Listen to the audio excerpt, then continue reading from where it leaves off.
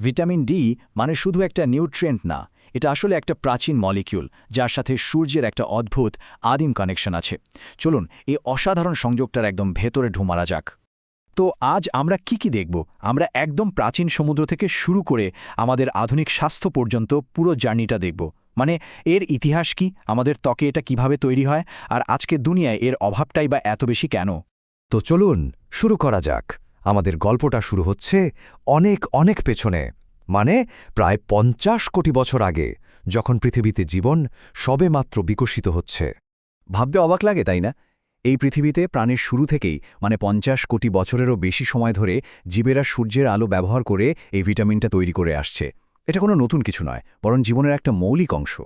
যেমন ধরুন এই ফাইটোপ্ল্যাঙ্কটনটা, এরা ছিল পৃথিবীর প্রথম দিকের জীবদের মধ্যে অন্যতম, আর এরাও ভিটামিন ডি তৈরি করত। ধারণা করা হয় ব্যাপারটা ছিল অনেকটা এরকম যে এটা ওদের জন্য একটা ন্যাচারাল সানস্ক্রিন হিসেবে কাজ করত, যা সূর্যের ক্ষতিকর ইউভিবি রশ্মি থেকে ওদের ডিএনএকে বাঁচাত। আচ্ছা, তো প্রাচীন সমুদ্রের গল্প তো হলো, এবার চলুন এক লাফে চলে আসি আমাদের নিজেদের শরীরে। আমাদের ত্বককে বলা যেতে পারে ভাইটামিন ডি তৈরির একটা অবিশ্বাস্য সোলার পাওয়ার্ড ফ্যাক্টরি। এই কারখানার মূল কাঁচামালটার নাম হল 7D হাইড্রোকোলেস্টেরল। এটা আমাদের ত্বকের কোষে একদম রেডি হয়ে বসে থাকে, শুধু সূর্যের আলোর অপেক্ষায়। আর এখানেই আসল ম্যাজিকটা শুরু হয়, যখন সূর্য থেকে আসা একটা ইউভিবি ফোটন এসে ওই 7D হাইড্রোকোলেস্টেরল মলিকিউলটাকে হিট করে, তখন সেটার একটা কেমিক্যাল বন্ড ভেঙে যায়, আর সাথে সাথেই এই কাঁচামালটা বদলে গিয়ে তৈরি হয় প্রিভিটামিন ডি3।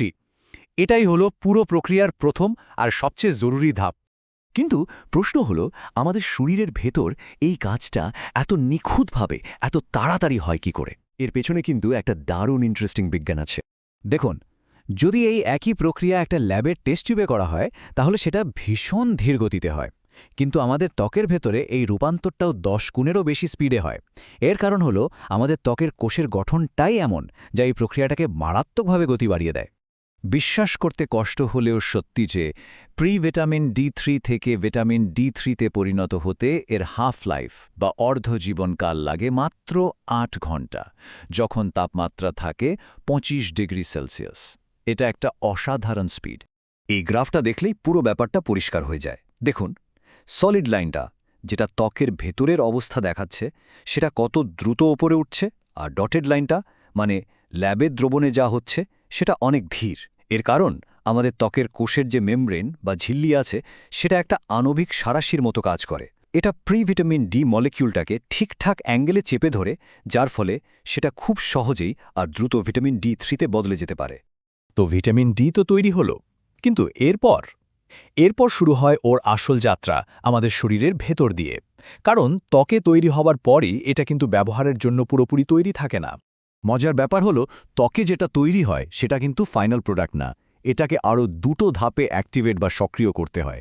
প্রথমে এটা রক্ত দিয়ে চলে যায় লিভারে, সেখানে একবার প্রসেস হয়, তারপর যায় কিডনিতে, সেখানে ফাইনাল প্রসেসিংয়ের পর এটা তার আসল শক্তিশালী অ্যাক্টিভ রূপে পৌঁছায়। আর এই অ্যাক্টিভ ভিটামিন ডির প্রধান কাজ হল আমাদের শরীরে ক্যালসিয়ামকে নিয়ন্ত্রণ করা, যা আমাদের হাড়কে মজবুত রাখার জন্য সবচেয়ে জরুরি। শুধু তাই নয়, এটা শরীরের আরও অসংখ্য ছোট বড় কাজেও সাহায্য করে। আচ্ছা, এত কিছু তো শুনলাম, আমাদের শরীর কত সুন্দর একটা সিস্টেম তৈরি করে রেখেছে, কিন্তু তাহলে সমস্যাটা কোথায়? কেন এই প্রক্রিয়াটাতে এত বাধা আসে? এটাই তো আসল প্রশ্ন। আমাদের শরীর যদি এতই স্মার্ট একটা ফ্যাক্টরি হয়, তাহলে বেশিরভাগ মানুষের শরীরে ভিটামিন ডির অভাব কেন? আসলে এর পেছনে আমাদের আধুনিক জীবনযাত্রার অনেকগুলো কারণ আছে। সবচেয়ে বড় কারণটা হলো সূর্যের অ্যাঙ্গেল বা কোণ। ব্যাপারটা সহজ, সূর্য যখন মাথার ওপরে থাকে তখন এর রশ্মি সোজাসুজি আসে, আর আমরা যথেষ্ট ইউভিবি পাই। কিন্তু যখন সূর্য হেলে থাকে, যেমন শীতকালে বা সকাল বিকেলে, তখন এর রশ্মিকে অনেক বেশি বায়ুমণ্ডল ভেদ করে আসতে হয়, আর বেশিরভাগ ইউভিবি পথেই নষ্ট হয়ে যায়। মানে সব মিলিয়ে আমাদের আজকের লাইফস্টাইলটাই একটা বড় বাধা। যারা শীতপ্রধান দেশে থাকে তারা তো বছরের অনেকটা সময় সূর্যের আলো পায় না। তার উপর আছে এয়ার পলিউশন, সানস্ক্রিনের ব্যবহার, আর বয়স বাড়ার সাথে সাথে ত্বকের ভিটামিন ডি তৈরির ক্ষমতাও কমে যায়। এই গ্রাফটা দেখুন, কি পরিষ্কারভাবে দেখা যাচ্ছে যে কিভাবে সূর্যালোকের পরিমাণের সাথে আমাদের শরীরে ভিটামিন ডির লেভেল ওঠানামা করে।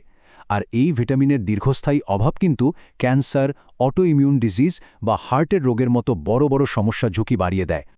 তাহলে উপায় কি? এই প্রাচীন চাহিদাটা আমরা আজকের দিনে কিভাবে মেটাবো? চলুন এর কিছু আধুনিক এবং কার্যকরী কৌশল দেখে নেওয়া যাক। বিশেষজ্ঞরা মূলত 3টে পথের কথা বলেন। প্রথমত, ভিটামিন ডি ফর্টিফাইড খাবার খাওয়া, যেমন দুধ বা সিরিয়াল। দ্বিতীয়ত, বুদ্ধি করে গায়ে রোদ লাগানো, এমনভাবে যাতে ত্বক পুড়ে না যায়।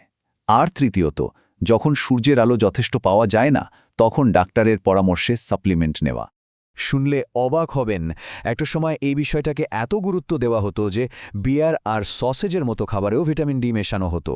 মানে বুঝতেই পারছেন, এই সমস্যাটা নতুন কিছু নয়, আর এর সমাধান মানুষ অনেক দিন ধরেই খুঁজে চলেছে। শেষ করার আগে একটাই প্রশ্ন। আমাদের শরীর লক্ষ লক্ষ বছর ধরে সূর্যের সাথে তাল মিলিয়ে চলতে শিখেছে, কিন্তু অফিস আর স্ক্রিনের এই যুগে সেই আদিম আর জরুরি সংযোগটা আমরা কিভাবে বাঁচিয়ে রাখব? এটা হয়তো আমাদের সবাইকেই একটু ভাবতে হবে।